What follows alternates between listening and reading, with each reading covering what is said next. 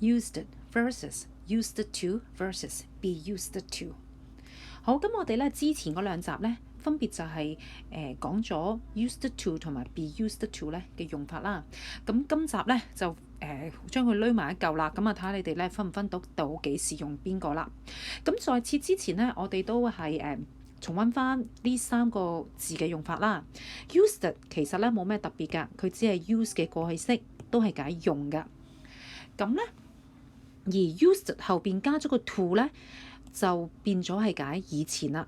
而呢個 used 咧一定係過去式嘅，因為其實咧佢已經包含咗以前嘅意思。咁至於 be used to 咧，其實就係表達咧一個習慣㗎。咁呢一個 be 咧可以係現在式 is am are， 亦都可以係過去式 was were， 甚至咧係可以係將來式 will be 添㗎。咁唔同時式嘅 verb to be 咧，其實係表達緊唔同時間嘅習慣㗎。重溫咗佢哋嘅意思之後咧，我哋就重溫翻佢哋嘅 grammar rules 啦。used to 係解以前。I used to love him, now I don't love him。我咧以前咧係好中意佢㗎，而家咧唔中意啦。used to 後邊咧一定係 bare infinitive 㗎。而 used 咧一定係 used 㗎啦，唔會變咗 uses 啊 use 啊，唔會㗎啦。咁如果我哋想表達咧以前係冇呢件事嘅，而家有嘅，咁我哋咧係會點做咧？我哋會用 did not， 好似呢一個例子，我哋會用 did not used to。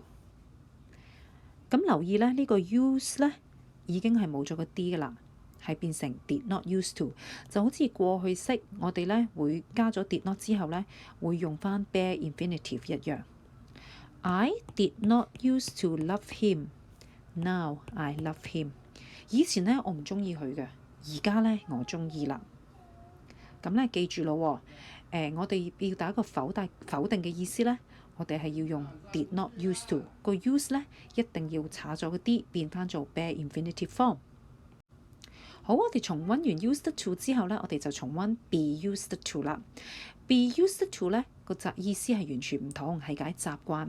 而 be used to 後邊咧要係加 gerund， 又或者咧係 noun phrase。嗱，佢同 used to 係唔同嘅喎。used to 後邊咧係 bare infinitive， 但係 be used to 後邊咧要係 gerund， 即是 verb ing， 又或者 noun phrase。記住好重要。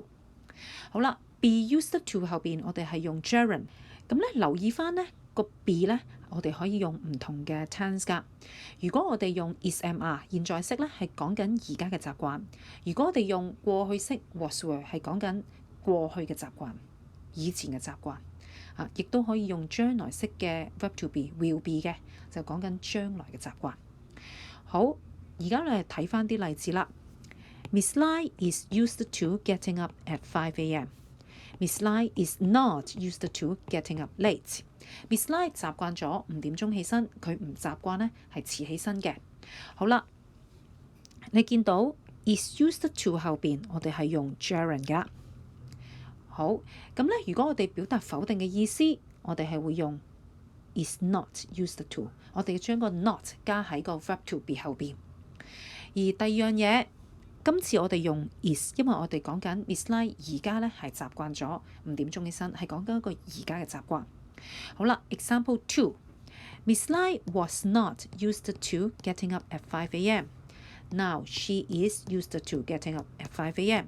嗱，你見到咧呢一個例子同上面唔同咧，就係用 was 係啦。咁即係話佢係講緊 Miss Lai 以前咧係唔習慣5點起身嘅，係講緊一個過去嘅習慣。Example 3, people are not used to death penalty. The people in the past were used to it. 咁咧，你見到喺呢個 be used to 後邊咧，呢個 death penalty 死刑呢一個咧係一個 noun phrase 嚟㗎。而喺後邊嗰句嘅 be used to 後邊咧係一個 pronoun。嗱，咁除咗擺 gerund 同埋 noun phrase 咧，其實 pronoun 代名詞都得嘅。好啦，咁你見到咧呢一度。個 verb to be 咧係用 are 嘅嚇，咁即係話咧，其實佢係講緊而家嘅習慣，而後邊 the people in the past 呢一個 verb to be 咧係用 were， 即係講緊以前嘅習慣。咁成句嘅意思係啲人咧而家係唔習慣死認呢一樣嘢㗎啦。不過咧以前嘅人咧已經習以為常。好，咁啊，去到呢度咧，我相信大家都好清楚啦。咁喺我哋做少少 practice 之前呢，我哋咧重複咧係好重要嘅事。Used to 後邊咧一定係 bare infinitive， 係啦，唔會 ing 啊，唔會加 s 啊，唔會過去式，乜都唔會。Used to 後邊一定係 bare infinitive。Used to 係解以前。好啦，至於 be used to 咧係另一個意思嘅，係解習慣。be used to 後邊咧一定係 gerund ing form 或者 noun phrase。嗱，如果佢後邊 infinitive 咧，一定係唔啱噶啦。而 be used to 呢個 be 咧，可以係 is am 可以係 was were， 咁就要視乎翻佢係想表達緊幾時嘅習慣。好啦，咁我哋而家去後邊咧就做下啲練習啦。be used to versus used to level 1。嗱，呢一個練習咧非常簡單，只要你側重睇翻個 grammar rules， 知道 used to 後邊一定係 bare infinitive， 而 be used to 後邊咧可以係 gerund， 可以係 noun phrase。你記得呢點咧就會做啱晒㗎啦。Number 1， Mandy was afraid of speaking English。She 呢個係 bare infinitive， 一定係 used to。She used to be quiet in English lessons。佢以前咧英文堂好靜嘅。Mandy is now less afraid.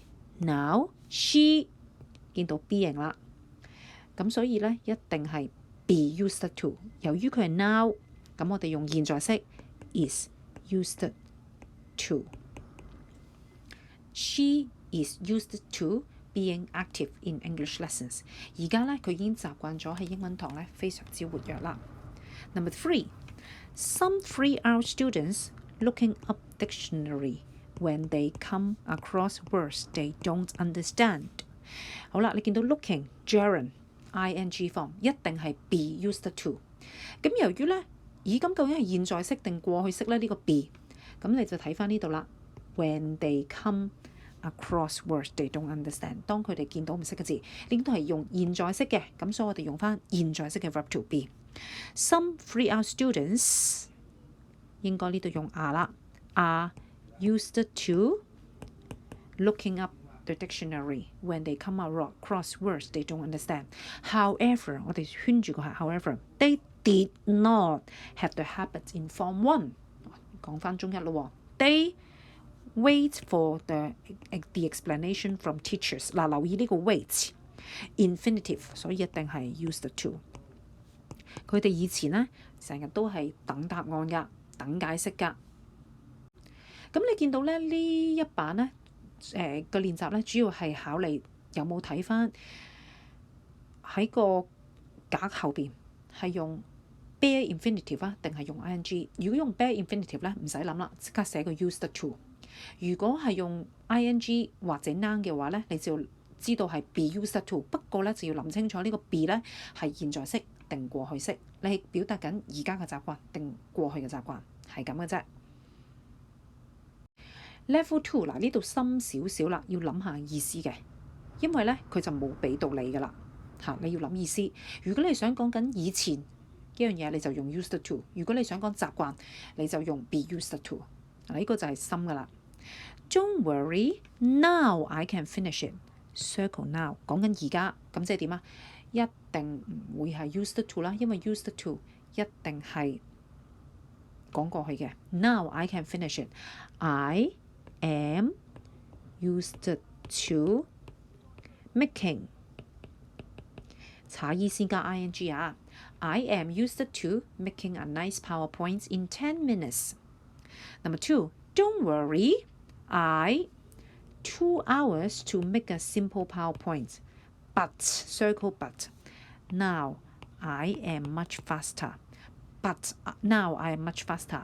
但係而家咧我係快啲。嗱，呢題係深嘅。咁啊，佢話但係我而家咧係快好多啦。咁即係點啊？以前係好耐咯。好啦 ，I 即係佢想講咧，以前需要2個鐘去整個 PowerPoint。I used to need 2 hours to make a simple PowerPoint, but now I am much faster。而家咧就快好多啦。咁呢版深嘅意思咧就係你要 comprehension 啦，你要諗清楚佢係講緊係咪想表達緊以前。如果係咧，就用 used to；如果唔係咧，你就會用 be used to。OK， 就係咁簡單啦。